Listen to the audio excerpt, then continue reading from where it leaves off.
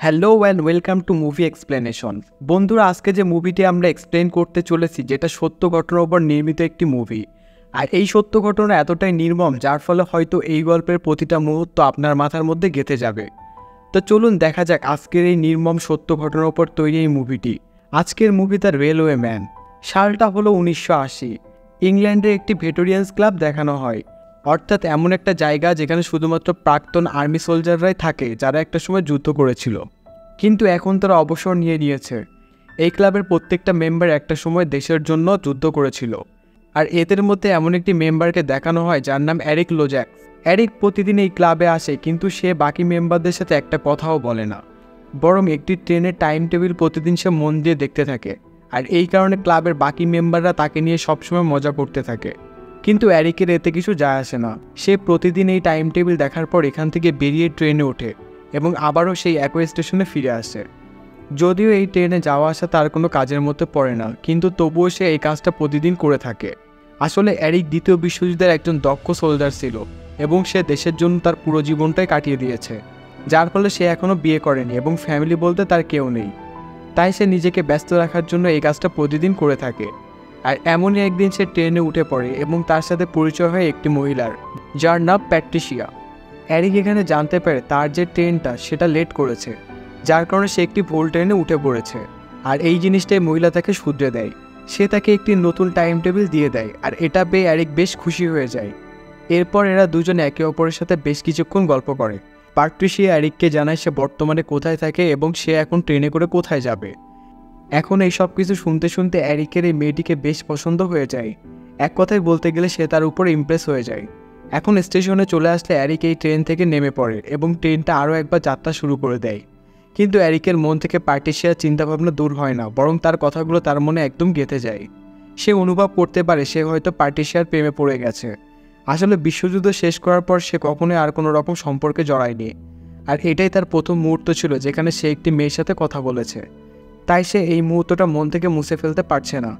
এরপর সে আরও একবার তার ভেটেরিয়ান্স ক্লাবে চলে যায় এবং এবার সে চুপচাপ বসে থাকে না, বরং তার বন্ধুদের সাথে কথা বলে। আর এই কথার টপিকটা হয় সেই প্যাট্রিশিয়া নামের মেয়েটিকে নিয়ে। তার বন্ধুরা খুব আগ্রহের সাথে তাকে জিজ্ঞাসা করে তারপর তার সাথে কি হলো, সে কি মেয়েটার সাথে কথা বলেছে। এরিক এর কোনো উত্তর দেয় না, বরং সে আবারও সেই রেল স্টেশনে চলে যায় শুধুমাত্র সেই মেয়েটিকে আরও একবার দেখার জন্য। প্যাট্রিশিয়া যখন এরিককে দেখতে পায় সে বেশ অবাক হয়ে যায়। সে মোটেও ভাবতে পারেনি এরিকের সাথে তার আবারও একবার দেখা হয়ে যাবে। এরপর এরিক প্যাট্রিশিয়াকে তার বাড়িতে লাঞ্চ করার জন্য ইনভাইট করে। প্যাট্রিশিয়া এতে রাজি হয়ে যায়। এদের দুজনের মধ্যে একটা জিনিস কমন থাকে, আর সেটা হলো এরা দুজনে এখনও অবধি বিয়ে করেনি, যার কারণে এদের মধ্যে আস্তে আস্তে একটি নতুন সম্পর্ক তৈরি হয়ে যায় এবং একটা সময় এরা দুজনে একে অপরকে বিয়ে করে নেয়। এরপর তাদের দুজনের জীবনটা খুব সুন্দরভাবে কাটতে থাকে। কিন্তু এক সকালে এরিক যখন বিছানা থেকে ওঠে সে দেখে তার সামনে একজন সোলজার দাঁড়িয়ে আছে, আর এটা একটা জাপানিজ সোলজার। সে বেশ অবাক হয়ে যায়। এখন এই সোলজার তাকে ধরে একটি প্রিজনার ক্যাম্পে নিয়ে যায় যেখানে আগে থেকে বেশ কিছু ব্রিটিশ কয়েদি রয়েছে, এবং তারপর তাকে একটি কালো অন্ধকার রুমে নিয়ে যাওয়া হয়। এর পরের মুহূর্তে এরিকের ঘুমটা ভেঙে যায়। আসলে সব কিছু একটি দুঃস্বপ্ন ছিল। এখন এরিকের চিৎকার শুনে প্যাট্রিশিয়া এখানে চলে আসে, আর সে দেখে এরিক মাটিতে পড়ে রয়েছে। সে এরিকের এরকম মাটিতে পড়ে থাকা দেখে বেশ চিন্তায় পড়ে যায়। এমনকি তার চিন্তা আরও বেড়ে যায় যখন সে দেখে দিন দিন এরিক একদম একা হয়ে যাচ্ছে এবং সে কোনো কিছু তার সাথে শেয়ার করছে না। প্যাট্রিশিয়া এই ব্যাপারে নানান রকম প্রশ্ন করে, কিন্তু এরিক তাকে কোনো রকম প্রশ্নের উত্তর দেয় না, যার ফলে তার সন্দেহ আরও বেড়ে যায়। এবং একদিন এরিক যখন বাইরে থাকে সে তার রুমে যায় এবং সেখানে থাকা বইগুলো সে মন দিয়ে পড়ে। এই বইগুলো পড়ে সে খুব বেশি কিছু জানতে পারে না, কিন্তু এই বইয়ের মধ্যে সে বেশ কিছু হাতে আঁকা ছবি দেখতে পায়। আর এই ছবিতে বেশ কিছু কয়েদি থাকে যাদেরকে খুব নির্মমভাবে অত্যাচার করা হচ্ছে। একইভাবে তাদের শরীরে বিভিন্ন অংশ কেটে ফেলা হয়েছে। এই দৃশ্য দেখে প্যাট্রিশিয়ার বেশ ভয় লাগে। প্যাট্রিশিয়া একটি জিনিস বুঝতে পারে, এরিকের সাথে অতীতে কিছু না কিছু অবশ্যই ঘটেছে, যার কারণে সে দুঃস্বপ্ন তাকে ছেড়ে যায়নি। তাই সে ঘটনা জানার জন্য এরিকের সেই ভেটরেন্স ক্লাবে চলে যায় এবং সেখানে গিয়ে এরিকের বন্ধু ফিনলের কাছে এই ব্যাপারে জিজ্ঞাসা করে। সে জানতে চায় আসলে এরিকের সাথে কি হয়েছে, যার কারণে সে এখনও এই দুর্ঘটনা ভুলতে পারেনি। ফিনলে তাকে সব কিছু বলতে শুরু করে দেয় এবং এখান থেকে মুভিটা ফ্ল্যাশব্যাকে চলে যায়।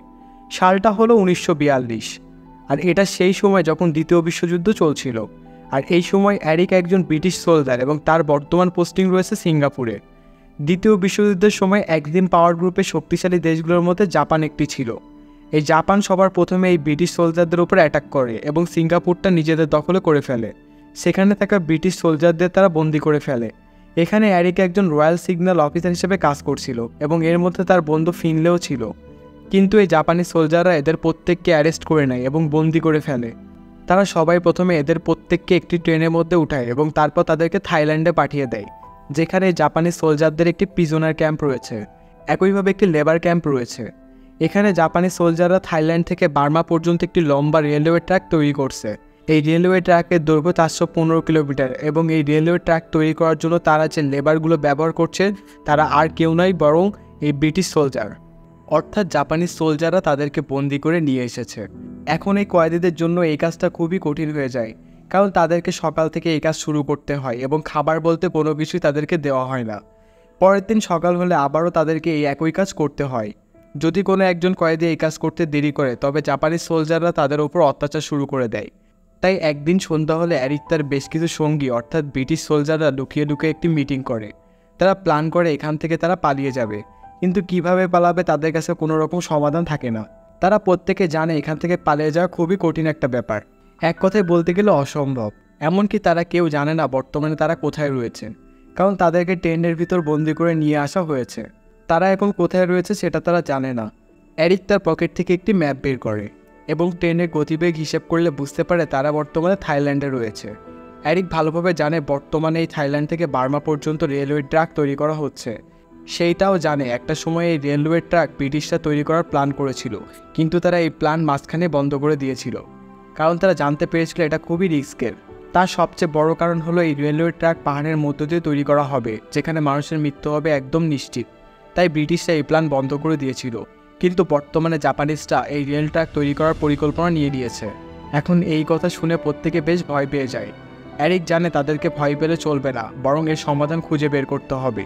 তাই সে এবং তার বন্ধুরা মিলে প্ল্যান করে তারা একটি রেডিও তৈরি করবে, যার সাহায্যে তারা বাইরে ঘটে চলা যুদ্ধের সম্বন্ধে জানতে পারবে। এখন তাদের এই কাজটা কমপ্লিট করতে খুব একটা সমস্যা হয় না। তারা জাপানিজদের কাছ থেকে সেই সব ইলেকট্রনিক পার্টসগুলো পেয়ে যায় যার সাহায্যে তারা রেডিও তৈরি করে ফেলে, আর এই সব কিছু তারা লুকিয়ে লুকিয়ে করে ফেলে, যার ফলে জাপানিজরা কিছুই জানতে পারে না। এরপর তারা এই রেডিও ব্যবহার করে প্রথমবার জানতে পারে আমেরিকানরা ধীরে ধীরে যুদ্ধ করতে শুরু করে দিয়েছে। তারা ইংল্যান্ডকে সাপোর্ট করছে, একসাথে মিলে জাপান এবং জার্মানির বিরুদ্ধে লড়াই করছে। এখন এই খবর জানতে পেরে ব্রিটিশ সৈন্যদের মনে আশা পুনরায় ফিরে আসে, এটা ভেবে যে তারা কখনো হেরে যায়নি, বরং তারা লড়াই করে যাচ্ছে। কিন্তু একদিন এই ব্রিটিশ সৈন্যদের বিপদ বেড়ে যায় যখন এই জাপানিজ সৈন্যরা জানতে পারে তারা একটি রেডিও তৈরি করেছে। এই জাপানিজ সোলজাররা এই রেডিও তৈরি করার জন্য 4 জন ছেলেকে অপরাধী হিসেবে বেছে নেয়, যাদের মধ্যে এরিক এবং ফিনলে নামে সেই ছেলেটিও থাকে, যা বর্তমানে এই ঘটনা পাট্রিশিয়াকে বলছে। এরপর জাপানিজ সোলজাররা এই 4 জনের মধ্যে একজনকে ইচ্ছামতো মারধর করে, জিজ্ঞাসা করে তারা এটা কেন করেছে। এরিকের এই জিনিসটা মোটেও ভালো লাগে না। সে জানে সবকিছু তার প্ল্যান ছিল এবং তার প্ল্যানের কারণে আজ বাকি 3 জনের এরকম কঠিন শাস্তি পেতে হবে। তাই সে বাকি 3 জনকে বাঁচানোর জন্য সম্পূর্ণ দোষ নিজের মাথায় নিয়ে নেয়। জাপানিজ সোলজাররা এরিককে ইচ্ছামতো মারতে শুরু করে। তারা ততক্ষণ পর্যন্ত মারধর করে যতক্ষণ না সে অজ্ঞান হয়ে যায়। বাকি 3 জন এই দৃশ্য চুপচাপ দাঁড়িয়ে দেখা ছাড়া কিছুই করতে পারে না। তারা ভালোভাবে জানে এই শাস্তি এখানে শেষ হবে না। এরিক যখন অজ্ঞান হয়ে যায় তাকে একটি ঘরের মধ্যে দড়ি বেঁধে ঝুলিয়ে রাখা হয়। এমন অবস্থায় জাপানিজের একজন সিক্রেট পুলিশ অফিসার যার নাম কেম্পার সে এখানে চলে আসে এবং শেরিফ বলে, আমি জানি তুমি একজন দোষী এবং কিছু সময়ের মধ্যে তোমার প্রচুর শাস্তি দেওয়া হবে, কিন্তু তুমি যদি আমায় সত্যিটা বলে দাও তবে আমি তোমার এই শাস্তিটা কিছুটা হলেও কম করতে পারবো। আসলে এই সোলজাররা মনে করে এরিক রেডিওটা তৈরি করেছে শুধুমাত্র এখানকার তথ্য বাইরে পাঠানোর জন্য। এরপর এরা এরিকের হাতে দড়ি বেঁধে দেয় এবং একটি গাড়ির সাথে সেই দড়িটা বেঁধে দেয়।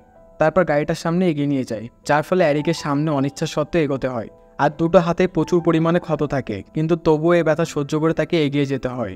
এরপর এরা এরিককে সেই অন্ধকার রুমের বাইরে নিয়ে যায়, যে রুমটা আজও বর্তমান সময়ে এরিক তার স্বপ্নে দেখে থাকে, যেই দুঃস্বপ্ন সে আজও ভুলতে পারেনি। এখন এরপর সেই ঘরের মধ্যে এরিককে নিয়ে যাওয়া হয় এবং এই পুলিশ অফিসার তাকে বেশ কিছু প্রশ্ন করে। সে তাকে জিজ্ঞাসা করে, বলো তুমি কেন সেই রেলওয়ে ম্যাপ তৈরি করেছো এবং এর কারণ কি। আসলে এরিক এখান থেকে পালানোর প্ল্যান বানানোর সময় সে একটি রেলের ম্যাপ তৈরি করেছিল, যেটা বর্তমানে জাপানিজ সোলজারদের কাছে রয়েছে।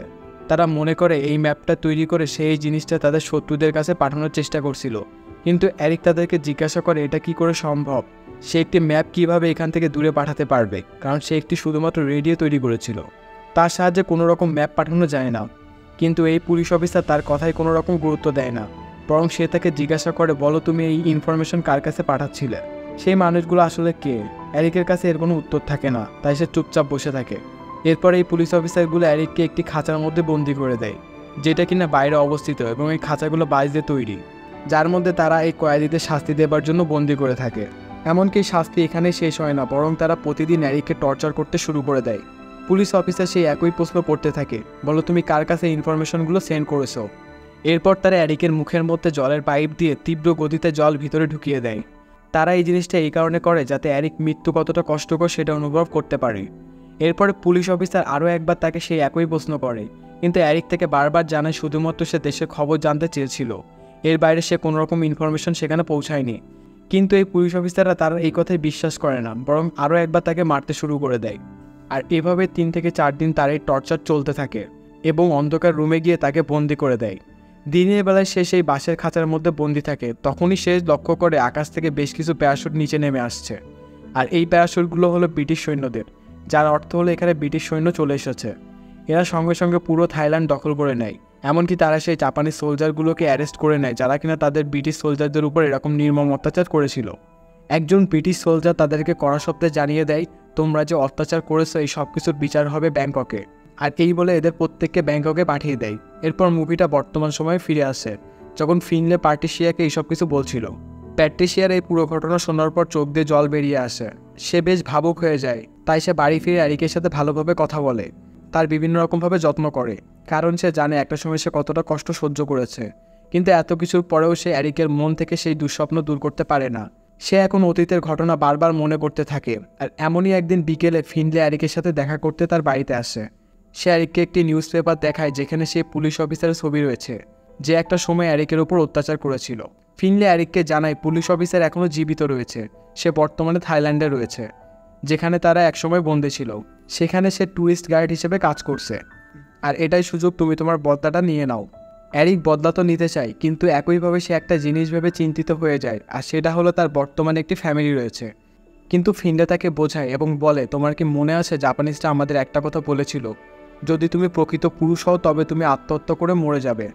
কিন্তু আমরা তখন একটা কথাই বলেছিলাম, প্রকৃত পুরুষ কখনো আত্মহত্যা করে না, বরং বেঁচে থাকে। তারপর তারা প্রতিশোধ নেয়, তাই তোমারও এই প্রতিশোধ নিতেই হবে। তাই এইসব বলতে বলতে ফিনলে বেশ ভাবুক হয়ে যায়। আসলে এরিক যেমনভাবে সে দুঃস্বপ্ন নিয়ে প্রতিটা দিন কাটাচ্ছে, ঠিক একইভাবে ফিনলেও সেই ভয়ানক দুর্ঘটনা ভুলতে পারেনি, বরং তারও প্রতিদিন সেই ভয়ানক পরিস্থিতির মুহূর্তগুলো তার মাথার মধ্যে চলতে থাকে। তাই সে মন থেকে এরিককে রিকোয়েস্ট করে যেন সেই প্রতিশোধ অবশ্যই নেয়।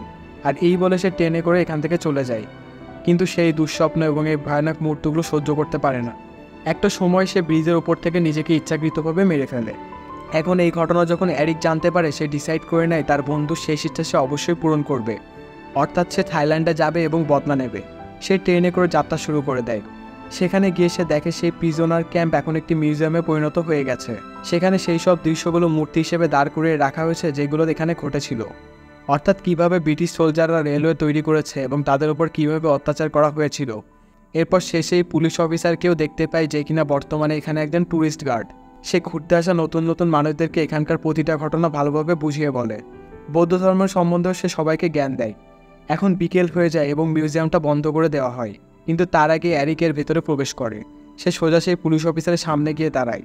প্রথম দিকে এই পুলিশ অফিসার তাকে চিনতে পারেনি, কিন্তু পরে যখন সে ভালোভাবে তার চোখের দিকে তাকায়, তখন তার মনে পড়ে যায় আজ থেকে 30 বছর আগে সে এই মানুষটির উপর কত রকম অত্যাচার করেছিল, সে তাকে কত রকমভাবে আঘাত করেছিল। এরিক এই পুলিশ অফিসারকে চেয়ারে বসতে বলে, ঠিক তেমনভাবে যেমনটা আজ থেকে 30 বছর আগে পুলিশ অফিসার এরিককে বসতে বলেছিল। এরিক থেকে জিজ্ঞাসা করে, তুমি এখনও কিভাবে বেঁচে আসো, তোমার তো মরে যাওয়ার কথা। আর এখান থেকে মুভিটা ফ্ল্যাশব্যাকে চলে যায়। এখন দেখানো হয় কিভাবে এই পুলিশ অফিসার ব্রিটিশ সোলজারদের মিথ্যে কথা বলেছিল।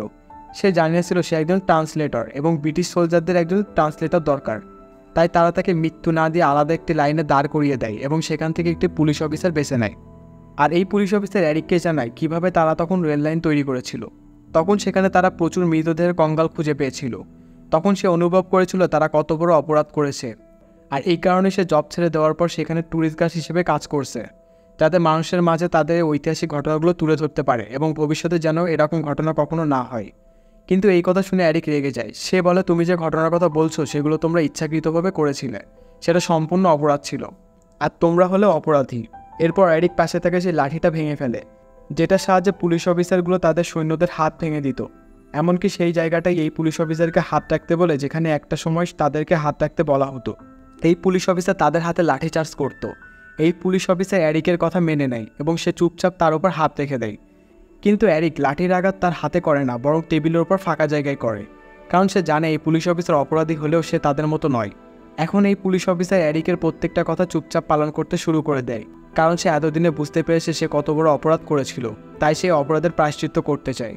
এরপর এরিক পুলিশ অফিসারের গলা চেপে ধরে, কিন্তু এবারও সে তাকে ছেড়ে দেয়।